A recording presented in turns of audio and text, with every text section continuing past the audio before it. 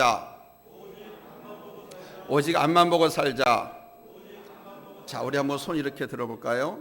예, 한번 외치자는 거예요. 오직 앞만 보고 살자. 오직 앞만 보고 살자. 우리 3번 하겠습니다. 오직 앞만 보고 살자. 시작. 오직 앞만 보고 살자. 오직 앞만 보고 살자. 오직 앞만 보고 살자. 아멘. 그러면 설교 끝나고 집에 돌아가도 오늘 주일 낮예배 설교 제목이 뭔지는 기억하시겠죠?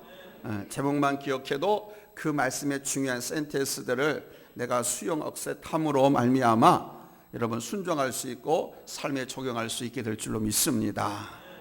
요즘은 많은 사람들이 건강을 위해서 산을 많이 찾습니다.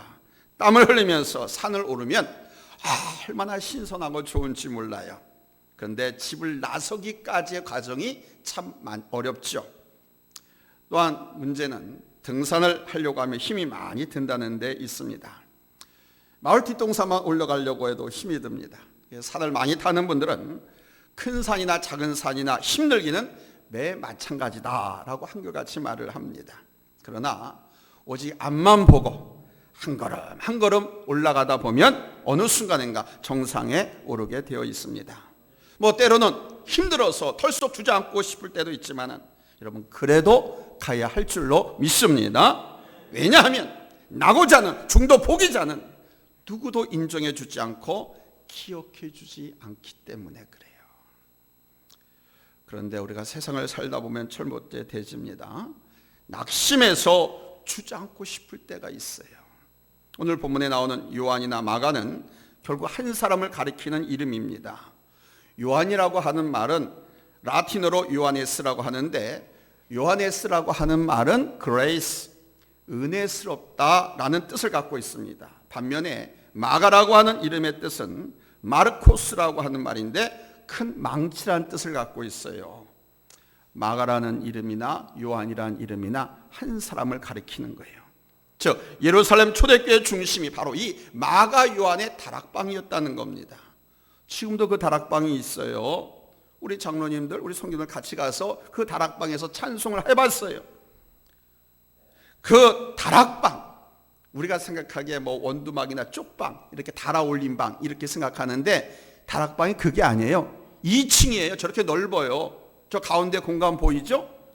저기에 앉으면 사람들이 쓰면은요 200명까지 엄청 넓은 석조 건물입니다. 2000년 전에 지은 건데 지금까지 저렇게 보존되어 있어요. 사진을 밑에서 찍으면 더 넓고 더 크게 보여요. 절대로 규모가 작지 않습니다. 꽤 넓은 석조 건물 2층 집입니다. 마가 요한의 다락방은.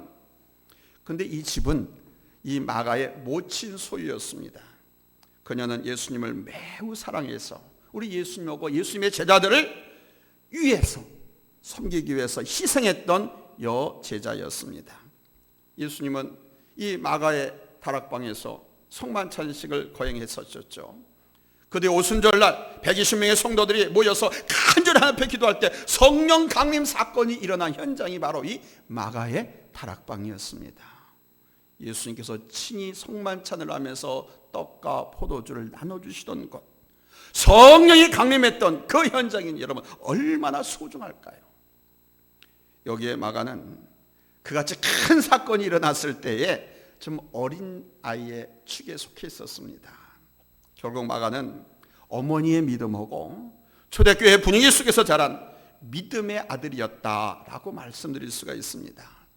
이 마가의 믿음은 뭐 체험적이지 못하고 독립적이지도 못하고 스스로 결단할 수 있는 그런 믿음이 아니라 분위기에서 나온 믿음. 한번 따라서 할까요? 분위기 믿음이었다. 남들 따라서, 엄마 따라서, 어른들 하는 대로 아멘 하니까 아멘 하는 거 보내 하고 아멘. 그리고 누가 뭐 어쩌고 저쩌고 하면 그래도 되는가 보다 하고 자기도 어쩌고 저쩌고 하는 분위기에서 나온 믿음이었습니다. 이 마가는 어머니의 믿음을 따라서 어릴 때부터 손잡고 구역 모임에 갔습니다. 예배 모임에 갔습니다. 성경 공부하러 갔습니다. 어머니 치맛자락 붙잡고 따라다니면서 그렇게 분위기를 통해서 신앙을 가진 소년이었어요. 이런 분위기에서 얻은 믿음이어서인지 이 마가의 믿음은 좀 나약했습니다. 오늘 성경에 보면은요, 이 마가가 바울과 바나바, 삼촌과 사도 바울을 쫓아서 선교를 시작하게 됩니다. 멀리 타국으로, 외국으로. 그런데 선교 사역 도중에 이 마가가 예루살렘으로 돌아가 버리고 맙니다. 자, 상황이 어떠했을까요? 마가가 선교 도중에 그 먼 자기 조국으로 이스라엘에 돌아가려고 할 적에 삼촌이나 사도 바울이 그래 가라, 아유 그래 잘했다, 뭐 이렇게 말했을까요? 아니죠. 설득했겠죠. 야, 이왕 시작했으면 끝을 봐야지. 출발해서 여기까지 왔으면 끝까지 가야지. 지금이 얼마나 중요한 선교 여행인데 도중에 그만두려고 하면서 많이 설득했을 거예요. 아니 어쨌든 이 마가는 삼촌 바나바와 사도 바울의 설득에도 불구하고 예루살렘으로 돌아가 버립니다. 예루살렘 어디? 자기 엄마 품으로. 모름지기 여러분, 하나님의 자녀들은 하나님의 사업에서 낙오자가 되어서는 안 돼요. 하나님의 선한 일, 하나님의 선한 사업, 귀한 사역에 절대로 뒤로 물러나서는 안 돼요. 더구나 다른 사람들은 다 눈물 흘리면서도 기도하면서도 주의 십자가 바라보면서 그 사명을 감당하고 있는데 나만 빠지거나 나만 뒤로 물러나면 되겠습니까? 남들은 그 일을 감당하면서 열매를 보고 하나님의 은총과 은혜와 인도하심과 보호하심을 경험하면서 하나님께 다 영광 돌리고 기뻐하는데 나만 홀로 빠져서, 나만 뒤쳐져서 홀로 외로워하고 힘들어하고 있다고 하면 하나님의 자녀의 모습이 아니죠.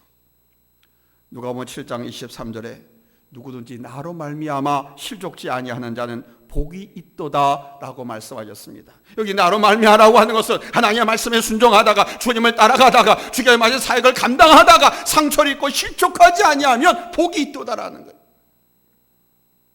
모든 사람들의 은혜가 충만해서 일하고 있습니다. 그런데 나만 달랑 떨어져서 나고자 또는 원망 불평하는 비판자가 되어서 여러분 하나님의 진노와 불행을 끌어안으면 되겠어요? 마가가 무슨 이유로 도중에 하차했던 간에 그것을 이해해 줄 사람은 아무도 없습니다. 변명이 있을 수도 없습니다. 도중에 도망가는 사람은 이탈자고 배신자입니다. 모름지기 오늘 예배에 참여하는 여러분들은 우리 하나님의 큰 은혜와 큰 사역 앞에 마가처럼 이탈자, 배신자가 되지 않기를, 중도 포기자가 되지 않기를 예수님의 이름으로 부탁을 드립니다. 아멘. 할렐루야. 최후 승리를 얻기까지 주의 십자가 붙들고 기도하면서 눈물을 흘리면서도 하나님의 상주심 축복하시를 바라보면서 여러분 기뻐하면서 가야 되는 게 하나님의 자녀들의 삶이에요. 그렇습니다. 두 번째 됐습니다. 우리가 인생을 살면서 힘들고 어려운 일을 만나더라도 그 힘들고 어려운 일에 의미가 있다고 하면 여러분 그것이 기쁨이고 행복이지 않습니까? 우리 인생이 행복해지지 못하는 궁극적인 원인은 엄마 떠난 아이처럼 하나님 없이 사는 데 있는 거예요. 버가로부터 지나서 비시디아 안디옥에 이르렀다라고 말씀합니다. 이 말이 쉽고 간단한 것 같아도 그렇지가 않습니다. 요즘처럼 뭐 도로가 고속도로가 빵빵 뚫리고 사업통 발달 뭐 이렇게 안 됐어요. KTX 열차, STR 열차가 막 쌩쌩 달리는 그런 시대가 아닙니다. 그 길을 가려면 얼마나 많은 염려, 고독, 땀 흘림이 있는지 모릅니다. 생명의 위협까지 받거든요. 이 버가라고 하는 곳은요 바닷가에 위치하고 있는 반면에 지금 사도 바울이 가려는 비시디아 안디옥은 해발 산 높이 1100m 산악지대에 있는 도시예요. 특별히 소아시아에서 가장 험악하고 가장 유명한 험상궂기로 유명한 강도와 산적들이 막 우글거리는 다우루산 계곡을 지나가야 하는 거예요. 이렇게 사도 바울은 목숨 걸고 선교의 발걸음을 옮겼던 것입니다. 사도 바울이 위대하고 사도 바울이 유명한 것은 바로 이렇게 힘들고 어렵고 차마 사람이 갈 수 없는 그 길이었지만은 그 어려운 길도 사명 감당하기 위해서 사명을 쫓아서 걸어 들어갔다라는 겁니다. 세상이 힘들고 어렵지 않은 일이 어디 있겠습니까? 문제는 내가 지금 맞닥뜨린 그 어려운 일이 하나님 나라와 나 자신에게 무슨 의미가 있느냐 하는 거예요. 이 일이 나하고 우리 하나님께 어떤 의미가 있느냐 한번 생각해 보세요. 똑같은 세상에서 같은 일을 하고 똑같은 또 일을 만납니다. 그런데 어떤 사람은 자신을 희생하고 몸을 던져서 다른 사람에게 유익을 주고 칭찬을 듣는 사람이 있는가 하면 저 혼자 살겠다고 도망치는 사람도 있습니다. 교회를 다니는 것과 교회를 세워가는 것은 분명하게 차이가 납니다. 교회를 그냥 다니는 사람과 교회를 세워가는 사람은 확실하게 다릅니다. 교회를 수백억 원씩 하는 건물에 아주 화려한 영상 장비가 갖춰진 교회를 다니는 거 쉽습니다. 즐겁기도 합니다.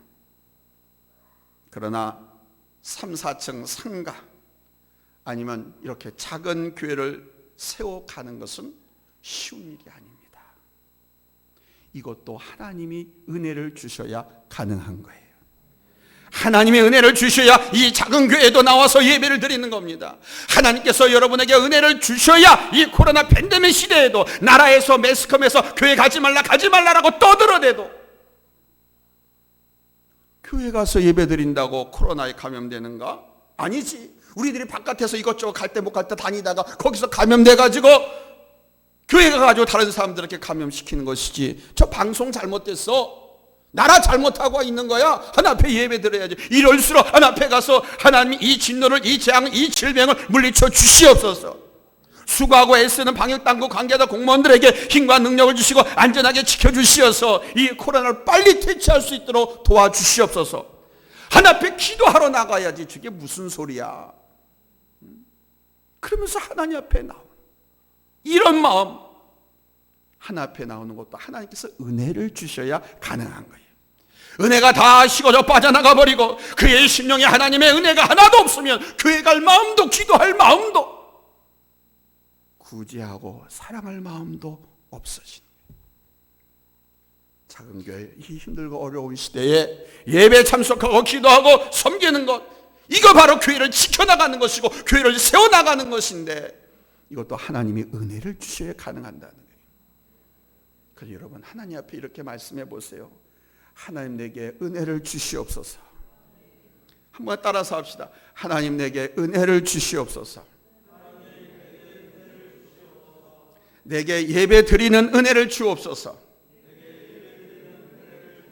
기도할 수 있는 은혜를 주시옵소서.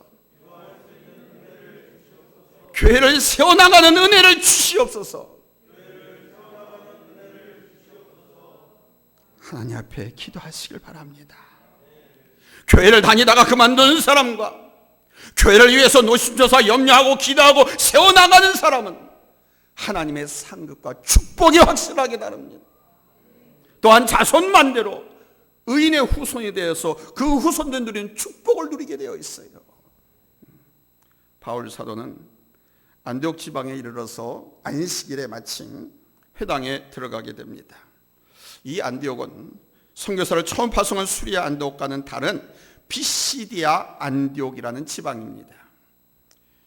유대인들이 모여있는 회당에 들어온 이 사도 바울이 먼저 유태인, 자기 동족 아닙니까? 자기 동포들에게 전도하기로 결심을 하라고 유태인들에게 먼저 복음을 전하게 됩니다. 이것이 어쩌면 생판 모르는 사람, 말도 안 통하는 사람들에게 복음을 전하는 수고보다 훨씬 더 효과적인 방법이라고 할 수 있죠. 생판 모르는 사람, 그냥 길거리 지나가는 사람 붙들고 예수 믿자, 교회 가자, 그럴 것이 아니라 내 친구, 내 동료, 내 친척, 아멘? 이런 사람들에게 복음 전하고 전도하는 게 훨씬 더 수월하지요. 그리고 더 효과가 있지요. 지금도 마찬가지입니다. 보세요. 선교사들이 아프리카나 동남아시아에 가든지 남미에 가든지 어디에 가든지 우리 한국 사람 없는 나라가 없습니다. 중국 사람들은 어느 나라에 가든지간요, 두세 사람만 모이면 중국집을 세웁니다. 근데 우리 한국 사람들은 두세 사람 가정이 모이면 뭘 세우는지 아세요? 미장원? 노래방? 아니에요. 교회를 세웁니다. 교회를 다니지 않던 사람들도 교회 가야 우리 한국 사람들 동포를 만날 수가 있고 말이 통할 수 있으니까 주말만 되면 교회에 갈 수밖에 없습니다. 거기 가서 우리 조국 소식도 듣기도 하고 서로의 사는 형편 얘기도 듣고 또 어떤 사회 같은 걸 서로 이야기하면서 경험을 쌓기도 해요. 그러면서 예배를 드립니다. 말씀을 듣습니다. 그러다가 믿음이 생기고 그 사람들이 그 교회의 일꾼이 되는 거예요. 따라서 합시다. 복된 인생을 사는 비결은 하나님을 아는 지혜에 있다. 그러니까 우리가 복되게 살기 위해서는 하나님을 알아야 된다는 거예요. 하나님을 알아도 바로 알아야 된다는 거예요. 그냥 중고등학교 시절에 성경 공부 시간에 성경을 통해서 안 하나님, 그 정도가 아닙니다. 내가 하나님을 경험해야 돼. 내가 만나야 돼. 우리 하나님이 어떤 하나님이신지, 이 하나님을 바로 아는 지식이 있어야 내가 인생을 복되게 살 수 있습니다. 성경에 보면요, 망하고 어렵고 넘어지는 백성 나라들 보면서 선지자가 탄식하며 외칩니다. 오라, 이 민족이 하나님을 아는 지식이 없어서 망하게 되었도다라고. 여러분들, 우리 하나님을 바로 아시길 바랍니다. 사도행전 2장에는요 베드로 사도의 설교가 나오고요, 사도행전 7장에는 스데반 집사의 설교가 나옵니다. 그리고 오늘 본문은 누구의 설교입니까? 사도 바울의 설교예요. 이 사도 바울, 그 다음에 베드로, 스데반 집사의 설교를 모아보면 한 가지 공통점이 나옵니다. 그 공통점이 뭐냐? 하나님의 구원 역사를 개관하고 있다는 겁니다. 이스라엘의 역사를요, 아브라함 때로부터 또 모세까지, 또 모세의 이야기를 아주 도도하게 하면서 그 역사의 주점을 우리 예수님께 맞추고 있습니다. 듣는 사람들도 이스라엘 역사를 알고 있지만 문제는 그것을 어떻게 해석하느냐의 문제가 발생했습니다. 사람이 책을 사서 읽어보면 다 안다고 하면 여러분, 학교 교수나 선생이 필요 없겠죠. 학자가 필요 없겠죠. 책을 봐도 모르기 때문에 선생님이 필요한 거예요. 선생님이 그것을 해석해서 그 의미를 알게 하는 겁니다. 이게 선생의 역할이고 교수의 역할이고 학자의 역할입니다. 뜻을 알게 하되 어떻게 알게 하느냐, 결국은 무엇이 중요하냐, 뭐가 초점이냐 하는 것입니다. 이 책을 왜 저자가 써서 우리에게 내놓았느냐, 그 책에서 말하고자 하는 것이 무엇이냐, 이거를 가르쳐줘요. 역사의 초점을 말하는 겁니다. 그 초점이 누구냐? 바로 예수 그리스도라는 거예요. 사도 바울은 예수 그리스도의 왕권을 설명하기 위해서 이스라엘의 역사를 지금 말씀하고 있는 거예요. 여러분, 우리 기독교의 교리가 여러분 바로 역사적인 사건 속에서 이루어진 줄로 믿습니다. 즉 예수님의 구원 사건이 역사적인 사실이라는 말씀입니다. 우리가 예루살렘에 가거나 뭐 베들레헴, 저 성지순례에 가거나 돌아다녀 보면 여기저기 우리 예수님의 행적을 충분하게 찾아볼 수가 있습니다. 2000년이 지났지만요, 예수님의 십자가 달려 돌아가시고 누우셨던 그 돌에는요 피비린내가 나. 저는 그걸 느꼈어요. 피비린내가 나.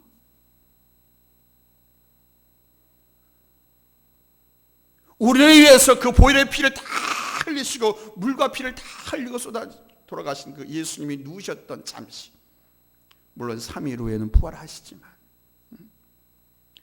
그 예수님 생전의 흔적들이 얼마나 많이 있는지 몰라요. 여러분 분명히 기억하시기 바랍니다. 우리 기독교는 전설, 신화, 설화의 바탕을 둔 것이 아니라 여러분 역사적 팩트, 역사적 사실에 뿌리를 두고 있다는 말씀입니다. 또한 하나님의 경륜을 말씀하고 있습니다. 돌발적이고 우연한 사건이 아니라 이미 창세 이전에 하나님께서 예비하신 일이다라고 강조하고 있는 거예요. 우리 인간을 향하신 하나님의 모든 역사와 경륜 속에서 이루어진 일이라는 겁니다. 예수님께서 이 땅에 사람 몸을 입고 오셔서 고난과 핍박을 받아 십자가에 달려 돌아가시고 장사된 지 사흘 만에 부활하시고, 부활하신 그 예수님께서 사도들과 제자들과 여러 성도들에게 동시에 보이시고 또 많은 사람들이 보는 가운데서 하늘로 승천하시면서 너희가 본 그대로 내가 다시 이 땅에 재림하리라고 말씀해요. 이런 것들을 하나님의 역사와 경륜 속에서 이루어져 가고 있다라고 지금 사도 바울이 설교하고 있는 거예요. 하나님께서 십자가 사건을 위해서 역사를 이끌어가고 계시다. 구약의 제사장들과 왕들과 선지자를 통해서 예언하셨고 예표를 들어 말씀하시고 때로는 그림자로 말씀하시기도 했어요. 예표의 실체는 예수 그리스도, 그림자의 실체는 예수 그리스도라는 거예요. 그리고 때가 찼을 때 마침내 실적인 사건으로 성취하셨다고 하는 것이 사도 바울의 설교입니다. 문제는 이런 하나님의 경륜을 아는 지혜가 있느냐 없느냐 하는 거예요. 성경에 나타난 이 십자가의 5대 사건, 이 사건을 아는 지혜가 있느냐, 믿어지느냐 믿어지지 않느냐. 여러분 믿어지십니까? 믿어지십니까? 2000년 전에 저 이스라엘 땅에서 일어났던 그 구원의 사건이 여러분 믿어지십니까? 나를 위한 사건이었고 인류를 위한 사건이었고 하나님의 경륜이었다고 하는 것이 믿어지십니까? 믿어지시면 한번 크게 양손 들고 한번 아멘 합시다. 할렐루야! 그래서 마지막으로 네 번째입니다. 하나님의 뜻대로 우리가 응답하며 살아가야 한다는 거예요. 이런 것이 믿어진다고 하는데 어떻게 하나님의 뜻대로 살지 않겠습니까? 이 하나님의 경륜과 이 사건들이 믿어지는데 어떻게 하나님 말씀대로 순종하며 살지 않겠습니까? 여러분 말씀에 순종하며 살아야 할 줄로 믿습니다. 오늘 말씀에는 이스라엘 역사의 주인이 하나님이시라고 말씀합니다. 하나님께서 그 민족 그 사람들을 택하시고 그들을 인도하여 내셨다고 말합니다. 그들이 불성실함에도 불구하고 불신앙에도 불구하고 하나님의 은총과 사랑을 그렇게 많이 받고 누렸음에도 불구하고 원망하고 불평한 그들에 대해서 참으시고 인내하셨던 하나님을 설명합니다. 오히려 그들에게 가나안 땅을 또 주시고 그들이 외국의 침탈과 어려운 사람들이 강한 사람들에게 어려움 당하지 않고 살도록 지도하고 보호하고 안내할 사사도 세우시고 왕도 세우셨습니다. 첫 번째 이스라엘 왕 사울 왕을 하나님께 세우셨는데 그가 교만해서 불순종합니다. 하나님께. 그랬더니 패하셨고 또다시 역사의 새로운 분기점을 위해서 두 번째로 이스라엘 다윗 왕도 세우셨다고 말합니다.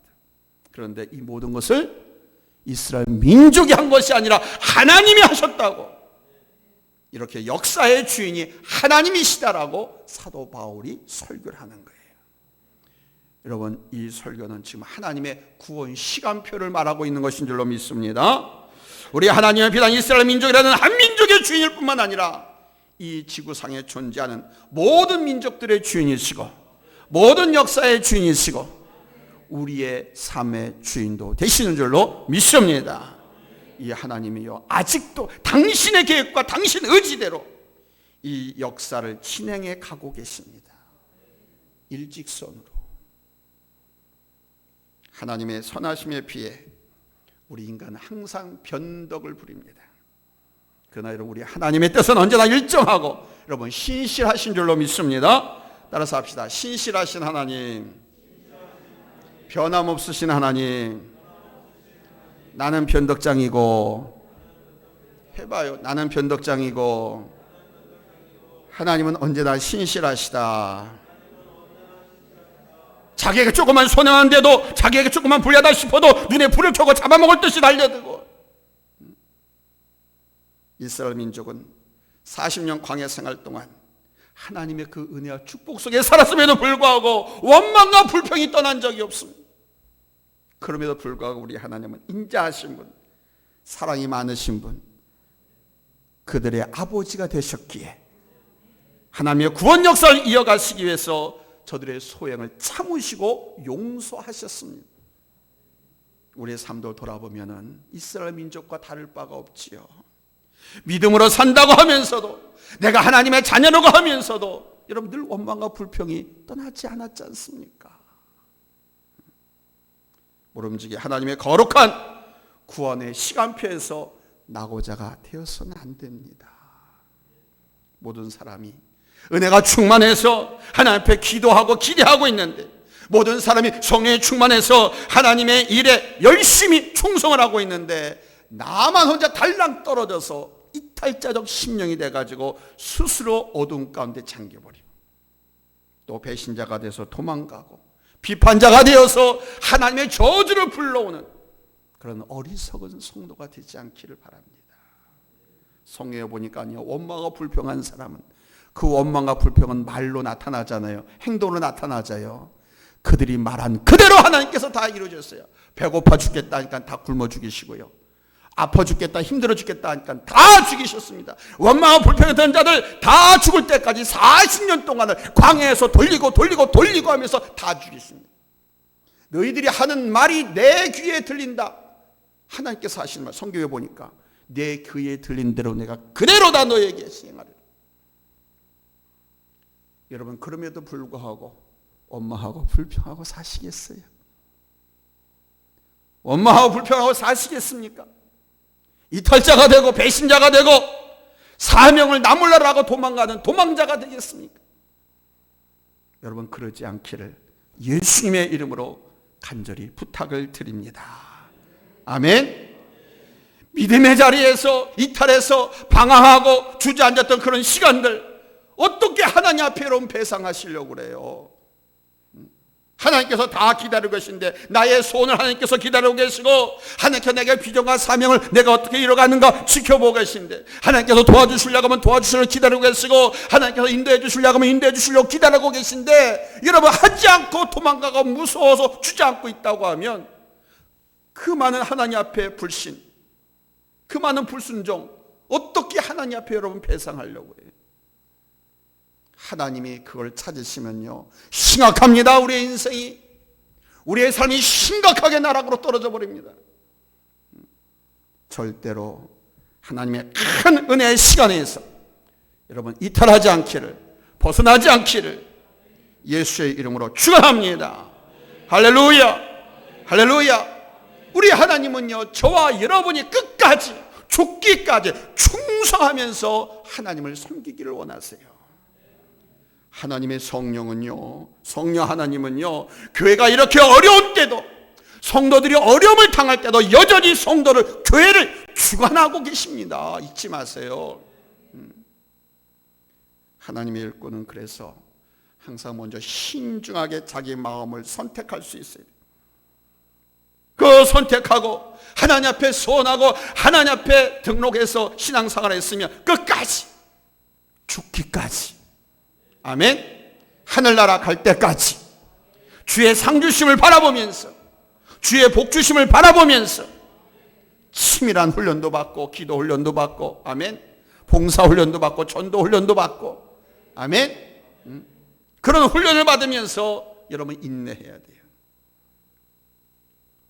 회개하고 예수를 믿으라는 주님의 부르심을 받은 사람들은 수없이 많았습니다. 고생하고 수고하고 무거운 짐자들아 다 내게로 오라 해서 하나님 앞에 나온 사람들은 우리 교회만 해도 수천 명이 넘습니다. 그런데 그 중에서 제자가 되어가지고 주님을 따르기 위해서 나선 사람은 얼마 되지 않습니다. 이 어렵고 힘든 시대에 남은 자들은 얼마 되지 않습니다. 여러분들 다 도망가고 다 이탈자가 됐고 다 배신자가 되었지만은 끝까지 남아있는 여러분들이 바로 남은 자들입니다. 그렇게 많지 않아요. 여러분 주님의 일꾼이 되기 위해서는 예수 그리스도를 배우고 하나님을 배우며 내가 성장하기를 갈망하셔야 돼요. 공부하는 사람도 지식에 대해서 갈망하는 마음이 있어야 실력이 향상되는 것처럼 뭐 하면 하고 말면 말지 않은 식으로 하면 절대로 지식이 쌓아질 수가 없어요. 또한 여러분 우리 예수 그리스도에 대한 확신을 가지시기 바랍니다. 아멘. 예수는 메시아다. 예수는 그리스도시다. 예수는 나의 친구다. 예수 내 삶의 소망이다. 예수는 나의 전부다. 아멘. 요 말씀 속에는 예수님을 믿고 예수님과 동행하면서 하는 삶 속에서 우리 하나님께서 어떻게 인도하시고 어떻게 보호하시고 어떤 은총과 축복을 우리에게 내려주시는가 하는 것이 다 담겨 있어요. 이 약속, 이 비전, 이 사명에 대한 확신을 가져야 한다는 거예요. 천국과 지옥이 있고 심판이 있다는 것도 분명하게 믿으셔야 돼요. 그리고 전할 수 있어야 돼요. 누구나 마음에 확신이 없으면요, 목소리도 다 기어들어가고요. 마음에 확신이 없으면 시험에 들기 쉽습니다. 복음에 대해서 여러분 확신 있는 자세를 가지세요. 담대하세요. 아멘. 복음은 살아 있습니다. 아멘. 복음은요, 정권도 무너뜨리고 나라도 무너뜨립니다. 복음은요, 민족도 없애버리기까지 하나님께서 성경에 보니까요, 여러분 복음에 대한 확신을 가지시고 여러분 전할 수 있기를 바랍니다. 또한 하나님의 일꾼은 혼자 일하지 않고요, 다른 사람과 기쁜 마음으로 함께 일을 하실 수 있어야 돼요. 한번 따라서 합시다. 다른 사람과 기쁜 마음으로 일하자. 틀린 게 아니죠. 다른 사람인 거예요. 내 생각과 조금 달라. 그러면 네 생각 내 생각이 다르니까 누구의 생각을 쫓아서 같이 일하면 돼요? 예수님의 생각을 쫓아서. 아멘. 예수님의 생각, 예수님의 마음이 어떤지 배웠지 않아요. 그러니까 서로 다른 생각을 갖고 있으니까 틀린 게 아니다 이게. 다르지만 예수님의 마음을 쫓아서 기쁜 마음으로 하자 이게. 아멘. 아멘. 자기 생각을 우선하지 않는 거예요. 자기 의견보다는 상대방의 의견에 귀를 기울이는 것입니다. 교회에서 어떤 직책을 얻느냐 하는데 목적을 두는 것이 아니라 저 사람과 내가, 우리 모두가 어떻게 조화를 이뤄서 하나님 뜻을 이뤄가느냐. 아멘. 어떻게 해서 하나님의 뜻을 세워가느냐, 여기에 관심을 갖고. 할렐루야. 사랑하는 성도 여러분, 인생을 살다 보면 실망하고 낙심하고 주저앉고 싶을 때가 참 많습니다. 그냥 다 포기하고 하나님 그냥 날 데려가 주세요. 그런 적이 얼마나 많습니다. 주님 일 하다가도 상처받고 실족할 수도 있어요. 그러나 세상에 그 힘들고 어려운 일도 그 일의 의미와 뜻이 있다면 여러분 기쁨이 되듯이, 소망이 되듯이, 우리가 하는 고생, 인내, 여러분 이것이 행복이라고 하는 것을 잊지 마십시오. 내가 살아있다라고 하는 증거라는 것을 잊지 마십시오. 축복된 인생을 살아가는 비결은 하나님의 경륜을 아는 지혜에 있어요. 예수님을 바라보십시오. 하나님을 바라보십시오. 그 하나님을 바로 아십시오. 그 하나님을 바로 아는 지혜는 하나님의 말씀을 통해서 우리가 얻을 수 있는 거예요. 하나님의 시간표에 바르게 응답하면서 살아가는 것은 깨어있는 성도인 줄로 알고 여러분 깨어있으시기 바랍니다. 주께서 말씀하실 때 즉각 응답하시고 순종하세요. 주께서 부르실 때 즉각 응답하고 나오세요. 아멘. 부르시고 초청하실 때 나오셔야지, 때가 닫히고 문이 닫히면 길이 없어요. 방법이 없어요.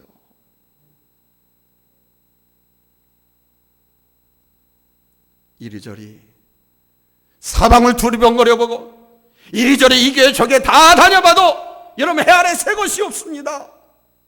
이 지상교회는 어디 가든지 다 문제투성이 불완전한 교회. 저 천상에게 주님이 직접 통치하고 계신 저 천상의 교회는 완전한 교회였습니다. 오직 앞만 바라보고 우리 주님의 부르심의 상을 위해서 여러분 찬송하면서 기도하면서 기쁘게 달려가는 우리 성도님들이 다 되시기를 예수님의 이름으로 축원합니다. 기도합니다.